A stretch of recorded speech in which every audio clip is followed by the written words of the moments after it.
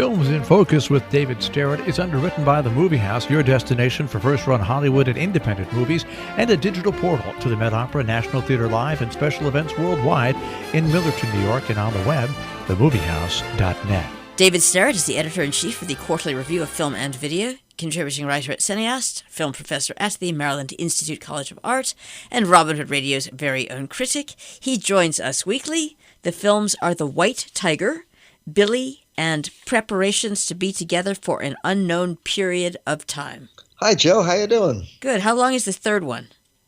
It's not as long as its title. Okay, that's exactly what I was asking. Okay. Yeah, the title is the longest thing about it, but we'll get to that one in a moment. But yeah, three pretty good movies this week to talk about. The first one was called The White Tiger, which was directed by the very talented filmmaker Ramin Bahrani, who is a very, very good filmmaker, and he actually made a pretty smashing debut quite a number of years ago with a movie called Man Pushcart and then a movie called Chop Shop, and he's made a few movies since then. And The White Tiger, I would guess, is probably his most ambitious film to date, based on a pretty well-known novel. And it's a very interesting story that deals very much with India. It is about, the main character is a young man whose name is Ashog, and he is basically he is somebody who doesn't want to be a servant, but who has been raised to be a servant. All that he really knows about is how to be a servant, and so he decides he's going to be a really, really excellent servant. So as you can tell right away, this movie has a lot to do with social status, with class, with things like that. So there he is. He wants to be a really, really good servant, and so that means that if he possibly can, he wants to work for a really good, rich family.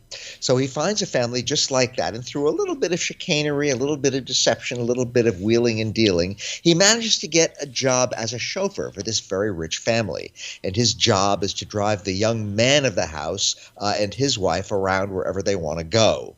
So that's what it's about. And he gets into all kinds of adventures and misadventures along the way, as you can well imagine. And all the time, he wants to rise sort of in the world and make something more of himself. But what that always means for him is just being a better, cleverer, more successful servant, more successful chauffeur in one way or another. And various things come along, and a big crisis takes place when he gets involved in something that involves serious illegal stuff. And he finds himself willing to take the rap for this because he's going to be a really excellent servant. That's his whole aim and purpose in life. And then various things happen, and it turns out to not be as dire as one might have expected. But again, the movie has ups and downs of this sort along the way. It's a very, very well-acted movie. It's a bit long. It's over 2 hours long. But the acting is really, really good. The story is very involving. I certainly never got bored with it.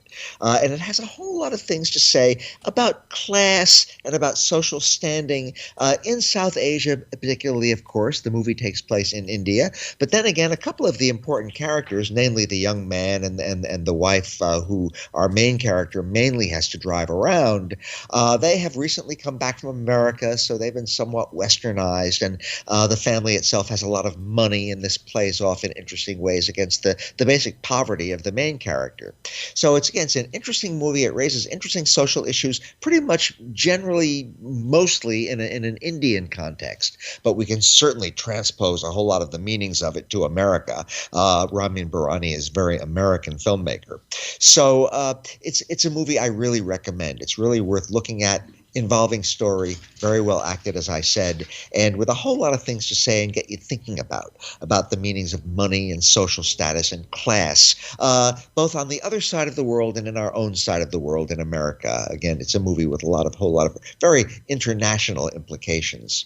Our second movie today, our three movies today, once again, our theme is to have no theme. Our second movie today has a lot to do also with social issues, but it's a documentary, and it takes place somewhat in the past because it's called Billie, and the main character is the very, very great jazz singer Billie Holiday. And it is a documentary made by James Erskine, very much about her.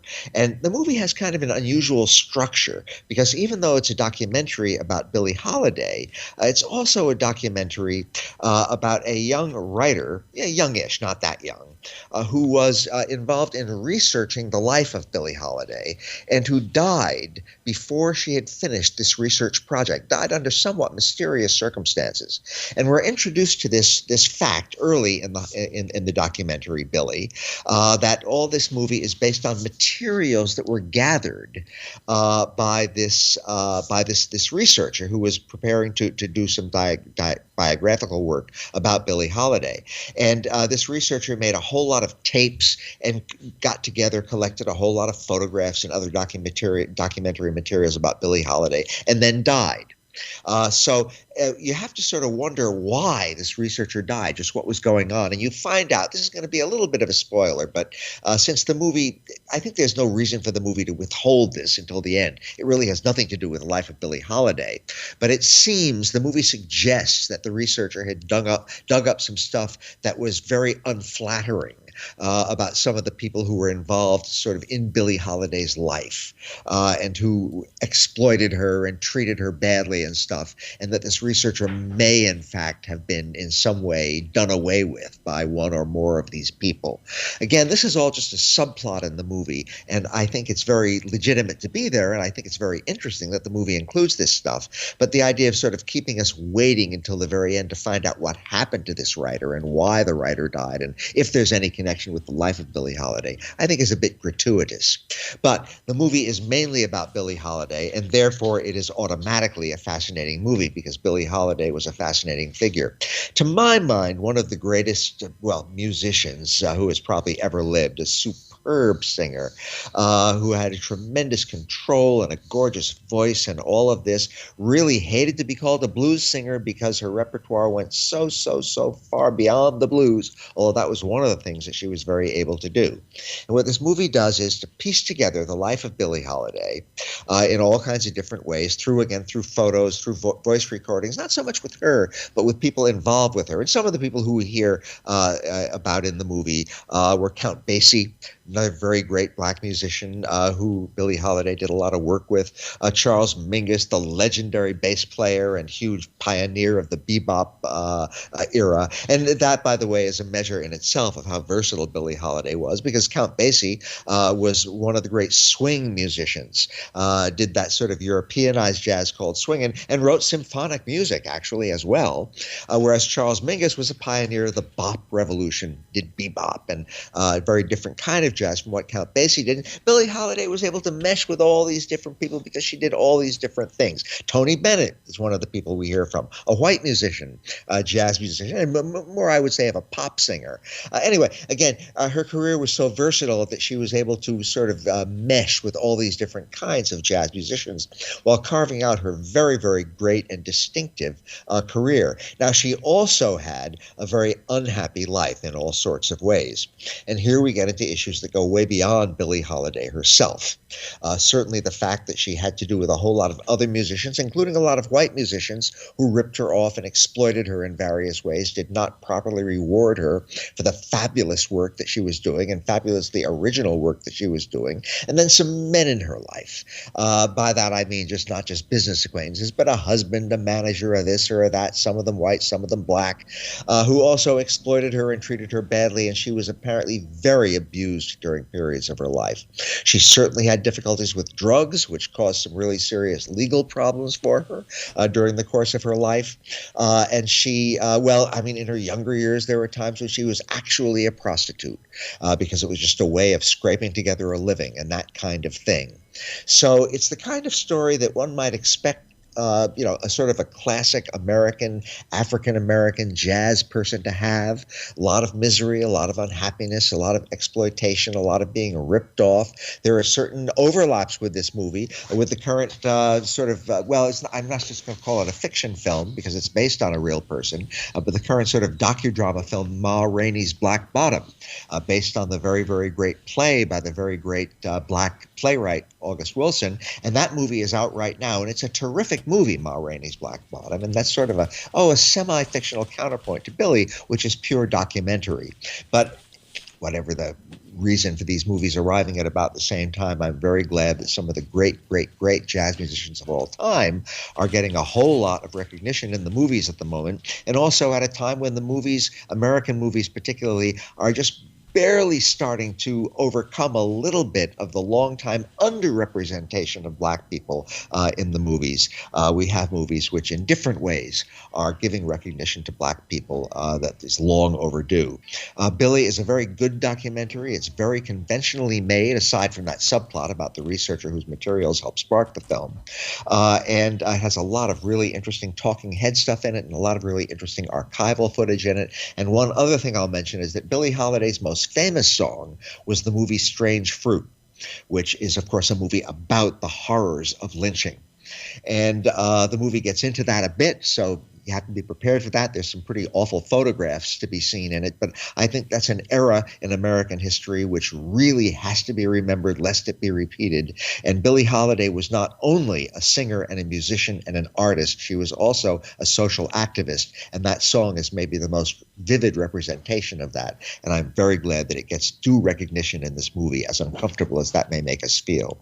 So Billie is in some ways an uncomfortable documentary, but I think it's a very, very good one about a figure who truly deserves her legendary status. And our final movie today in this jumping around to all different kinds of films is called Preparations to Be Together for an Unknown Period of Time. And no, the movie is not as long as its title. It's a really good movie. It's a Hungarian movie made by Lili Horváth, who is a very, very gifted Hungarian filmmaker. And again, we have a woman now who is really starting to develop a really major profile in international cinema. This is only her second feature film, although she's done some very interesting short film work. But this is, I found it just a wonderful movie, and I highly recommend it. It's about a woman named Marta. And at the beginning of the movie, I'll tell you one of the things that happens at the very beginning kind of sets up the whole story for the film. She has an appointment to meet a man with whom she is apparently in love, and his name is János. So we have Marta, who is the main character of the movie. János is the most important secondary character. We have Marta going to meet János on one side of this bridge in Budapest, and she gets there, and there he is, and she goes up, and she says, János, I'm so glad to see you. And he says, who are you? And it turns out he's never seen her before in his life. And he walks away saying, sorry, lady, I don't know you, bye. And she collapses in a faint right there in this parking lot where she's finally found him after this long-awaited appointment. So what is going on here? That is the mystery that sets the movie in motion. And she then starts to sort of go after János. And it becomes, in a way, I don't want to make this sound too ominous because it's not ominous, but it becomes a kind of a low-key stalker movie. And she's kind of skulking around and looking to see him, and where is he, and how can she get to talk to him again, stuff like this. And then little by little, parts of Marta's backstory start to get filled in.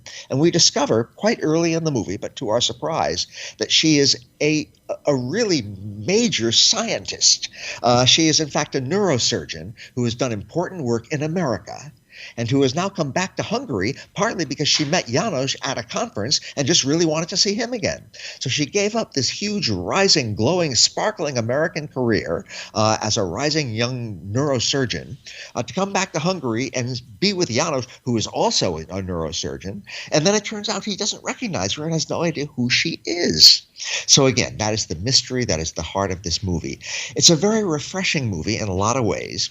By the way, the mystery does eventually get solved, yes. But it's refreshing because, first of all, it centers very much on a woman, Marta, who is the main character, and very much on a competent, brilliant woman, Marta again. And that is something we still don't see often enough in the movies. And secondly, it has a really interesting mystery going on. Just what is the story with these two? And we get to know both characters better, and we get to find out a little bit about what motivates them, and ultimately the mystery is solved. Now, one of the criticisms that some people have had about this movie, Preparations to Be Together for an Unknown Period of Time, is that when the mystery is solved, which is nearly the end of the movie, it's less interesting than the mystery itself was. And that often happens with movies that are built around some sort of enigma. Once the whole thing gets explained, it stops to be so interesting. But that doesn't happen until nearly the end of the movie. And then there is a very, very mysterious and fascinating ending to the movie. It ends on this very enigmatic final shot, which I just found fascinating and which opens up all kinds of questions where there could be a whole other movie to come. So I really, really like Preparations to Be Together for a very long period of time. The main actress, Natasha Stork, is just wonderful. All the acting is wonderful. The story is engrossing. It's a very insinuating romantic thriller that really got under my skin and kept me thinking for a long, long time. We showed it as a virtual screening at the Cinema Club that I moderate in Washington, D.C., and the audience was very, very interested in it. So it's not just me. It's a really good movie, and if you want to spend an unknown period of time with a movie, I recommend Preparations to Be Together for an Unknown Period of Time, because it's really just one of the most interesting and intriguing and just got under my skin movies that I've seen in quite a long while. So that is my quite varied story this week, Jill. For which we thank you very much. As ever, David Sterritt, Films in Focus, the films The White Tiger, Billie, and Preparations to Be Together for an Unknown Period of Time.